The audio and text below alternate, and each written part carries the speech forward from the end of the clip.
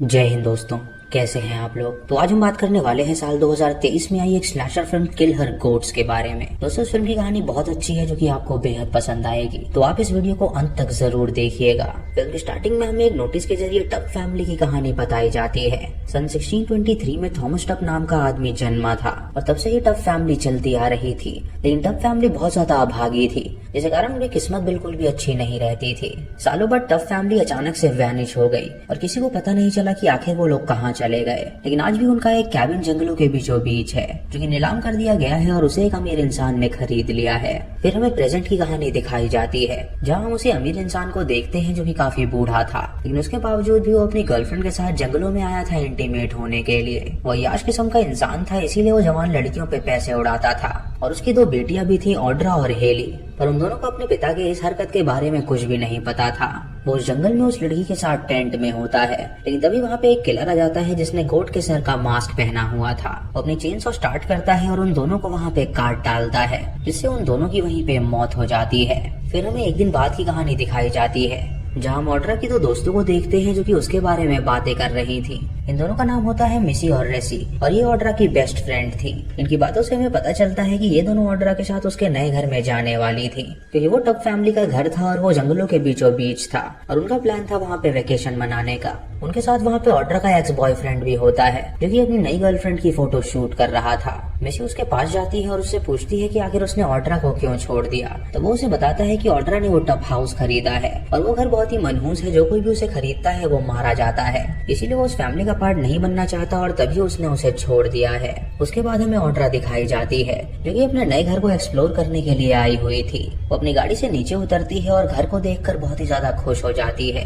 वहाँ पे for sale का बोर्ड लगा होता है, तो वो उसे निकाल के फेंक देती है और कहती है कि अब उसके पिता ने यह घर खरीद लिया है तो उसे इसकी जरूरत नहीं। उसके बाद वो ग्रोसरी के सामान अपनी कार से निकालती है और उस कैबिन के अंदर जाती है, जहाँ वो देखती है कि उसके अंदर बहुत ही लग्जरी फर्नीचर है और वहाँ पे उसे किसी भी चीज की कमी नहीं है। उसके बाद वो अपने पिता को फोन करती है जो कि मारा जा चुका था, और वो उसे वॉइस मैसेज भेजती है, लेकिन वो फोन नहीं उठा पाता तो वो उसे वॉइस मैसेज भेजती है।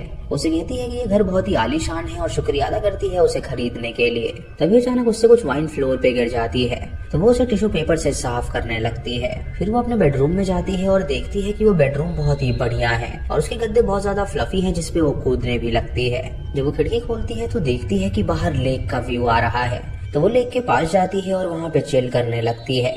वो काफी ज्यादा खुश हो जाती है क्योंकि उसके पिता ने इतना बढ़िया घर उसके लिए खरीदा था। तभी उसे वहाँ पे एक बोट हाउस नजर आता है जो कि उसे काफी ज्यादा क्रीपी लगता है, इसीलिए वो उसकी तरफ नहीं जाती। जब वो वापस अपने घर में जा रही होती है तो अचानक उसे झाड़ियों से कुछ आवाज आती है। तभी मास्क पहना कोई उस पर हमला कर देता है, जिससे वो उससे पत्थर से मारने वाली होती है। जब वो मास्क हटाती है तो वो देखती है कि वो उसकी दोस्त मिसी है, और तभी वहाँ पे रेसी भी आ जाती है जो कि उसे सरप्राइज देने आई थी। ऑड्रा उन्हें देखकर बहुत ही खुश हो जाती है और उसके बाद वो उन्हें अपने घर के अंदर लेकर जाती है और वो दोनों भी उसके आलीशान घर को देखकर बहुत ज्यादा खुश हो जाती हैं। रात को ऑड्रा जब बाथरूम में नहा रही होती है तो अचानक उसे एक अजीब सी आवाज आती है। उसे लगता है कि शायद कोई उसके बाथरूम में घुस आया है, और जब वो वहाँ पे देखती है तो उसे वहाँ पे कोई भी नजर नहीं आता। कुछ देर बाद उसे फिर से वहाँ पे वो आवाज आती है, और जब वो बाहर देखती है तो वहाँ पे मिसी होती है जो कि उसके लिए वाइन लेकर आई थी। इससे बहुत डर जाती है और वो जोर से चिल्लाती है, जिससे मिसी के हाथ से वाइन गिर जाती है और कांच टूट जाता है। तभी वहाँ पे रेसी आती है और वहाँ पे साफ सफाई करती है, और मिसी उससे कहती है कि अब उसकी नहाने की बारी है, और वो बाथरूम में जाकर नहाने लगती है।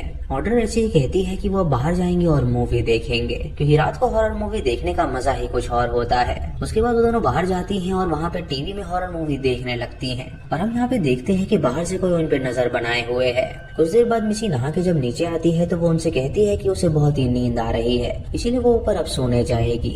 ये सुन के वो दोनों उसकी बात मान जाती हैं और वो ऊपर सोने चली जाती है, और ये दोनों अकेले ही वो मूवी देखने लगती हैं। मिसी ऊपर जाके खिड़की से जब बाहर देखती है तो जंगल की तरफ उसे काफी ज्यादा क्रीपी नजर आता है, इसीलिए वो पर्दा लगा देती है और लाइट्स ऑफ करके सो जाती है। इधर ये दोनों जब मूवी देख रही होती हैं तो रेसी को भी नींद आने लगती है, और वो ऑड्रा से कहती है कि अब वो भी जा रही है सोने के लिए। ऑड्रा को भी वहाँ पे अकेले मूवी देखते देखते नींद आ जाती है और वो सोफे पे ही सो जाती है। रात को जब उसकी आंखें खुलती हैं तो वो खिड़की के बाहर देखती है और उसे नजर आता है कि उसके घर के बाहर अब भी फॉर सेल लगा हुआ है। ये देखकर वो हैरान हो जाती है और सोचती है कि आखिर ये मजाक कौन कर रहा है, क्योंकि दिन में ही उसने उस बोर्ड को निकाल के फेंक दिया था। वो तुरंत बाहर जाती है और उस बोर्ड को दोबारा निकाल के फेंक देती है। इधर रेसी जब सो रही होती है तो अचानक उसका फीट कोई चाट लेता है, जिससे उसकी नींद खुल जाती है और वो सोचती है कि आखिर यहाँ पे कौन है। वो तुरंत ऑड्रा के पास जाती है और उसे ये बात बताती है। तो ऑड्रा उससे कहती है कि शायद उनके घर में कोई मौजूद है। रेसी उससे कहती है कि क्या वो अपने डॉग को अपने साथ लेकर आई है, तो वो उसे बताती है कि वो डॉग उसके डैड के पास ही होगा।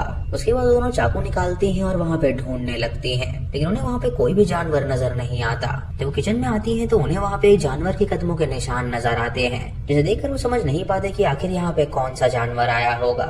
जब वो दरवाजा खोलती है तो अचानक वहाँ से एक बकरी बाहर निकलती है, जिससे वो काफी डर जाती है और हंसने लगती है, क्योंकि उन्हें लग रहा था कि शायद वहाँ पे कोई खूंखार जानवर होगा।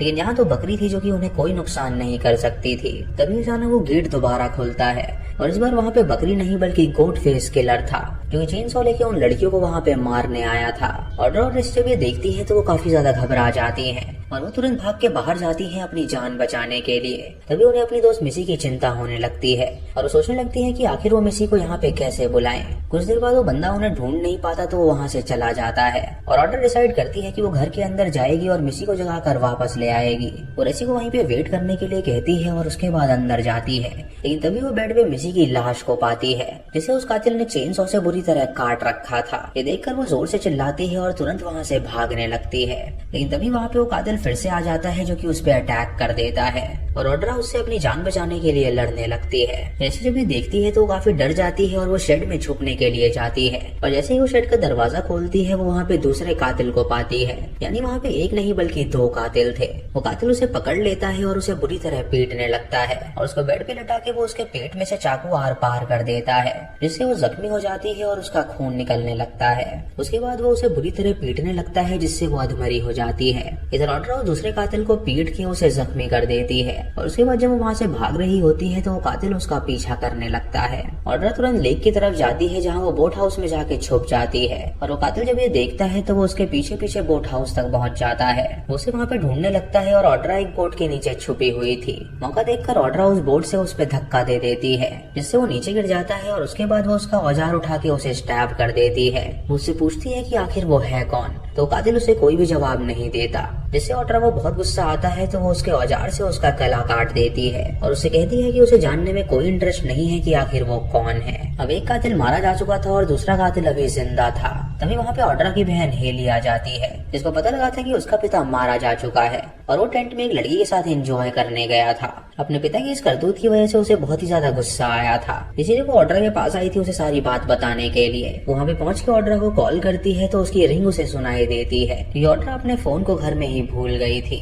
जब वो रिंगटोन का पीछा करते हुए वहाँ पे पहुंचती है तो वो मिसी को देखती है, जिसकी बॉडी को पूरी तरह काटा गया था और ये देखकर वो बहुत ज्यादा घबरा जाती है। उसके बाद वो ऑड्रा को ढूंढने लगती है, लेकिन वो उसे कहीं पर भी नहीं मिलती और तभी वहाँ पे वो गोट फेस किलर आ जाता है, जो कि उस पे हमला कर देता है। लेकिन हेली बहुत ही स्ट्रॉन्ग होती है, जो कि उससे लड़ती है और उसे जमीन पे गिरा देती है। वो कातिल जब उसका पीछा कर रहा होता है तो वो उसका एक्स छीन लेती है और उस एक्स से उसके पेट में स्टैब करती है, जिससे उसका शरीर कट जाता है। उसके बाद जब वो उसका मांस हटाती है तो वो देखती है कि वो कोई और नहीं बल्कि उसका पति है, जो कि प्रॉपर्टी की लालच में उन दोनों बहनों को मारना चाहता था ताकि वो पूरी प्रॉपर्टी उसके नाम हो सके। तभी वहाँ पे ऑड्रा भी आ जाती है और उस कातिल को मारने लगती है, जिससे वो दोनों उसे बुरी तरह स्टैब करती हैं और उसकी वहीं पे मौत हो जाती है। उसके मरने के बाद ऑड्रा अपना असली रंग दिखाती है और वो अपनी बहन पे भी हमला कर देती है और उससे कहती है कि ये प्रॉपर्टी सिर्फ उसकी है और उसे इसमें कोई भी बंटवारा नहीं चाहिए। ये सुन के हेली बहुत ही घबरा जाती है और उससे भागने लगती है, लेकिन ऑड्रा उसे ढूंढ लेती है और उसे भी मार गिराती है। इधर ऑड्रा का एक्स बॉयफ्रेंड भी उसके घर के पास आया होता है अपनी गर्लफ्रेंड के साथ और उसने वो बकरी वाला प्रैंक उस पे किया था। जब वो दोनों बोट हाउस के पास पहुंचते हैं तो उन्हें वहाँ पे उस कातिल की लाश नजर आती है, जिसे देखकर वो डर जाते हैं और तुरंत जंगल की ओर भागते हैं। लेकिन तभी ऑड्रा वहाँ पर आकर अपने एक्स को जान से मार डालती है। ये देखकर उसकी गर्लफ्रेंड बहुत डर जाती है और वहाँ से भागने लगती है, लेकिन ऑड्रा उसे लेक किनारे ले जाती है और उसका गला दबाकर उसे भी जान से मार डालती है। उसके बाद ऑड्रा रेसी के पास जाती है, जो कि अभी सांसें ले रही थी, और वो एक तकिए से उसकी सांसें रोक देती है, जिससे उसकी भी मौत हो जाती है। फिर ऑड्रा उस घर से बाहर निकलती है और वहाँ पे फॉर सेल का बोर्ड लगा देती है, जिससे हम ये जान पाते हैं कि वो घर सच में मनहूस है और जो कोई भी उसे लेता है उसके सारे फैमिली मेंबर्स मारे जाते हैं। तो दोस्तों ये थी इस फिल्म की कहानी, जहाँ ऑड्रा के पिता ने वो घर लिया था अपनी बेटी के लिए, लेकिन वो घर इतना मनहूस था जो कि लोगों के मन में लालच दे देता था, जिससे उसने खरीदने वालों की किस्मत बहुत ही खराब हो जाती थी। और इसी का शिकार बनी ऑड्रा, जिसने उन कातिल समेत अपनी बहन को भी जान से मार डाला। तो दोस्तों ये थी आज की वीडियो। आपको वीडियो कैसी लगी आप हमें कमेंट सेक्शन में जरूर बताइएगा। चैनल पे नए हैं तो सब्सक्राइब करें और बेल आइकॉन दबाएं नोटिफिकेशंस के लिए। और दोस्तों वीडियो को लाइक और शेयर करना बिल्कुल मत भूलिएगा। तो मैं मिलता हूँ आपको अगली वीडियो में, तब तक के लिए जय हिंद।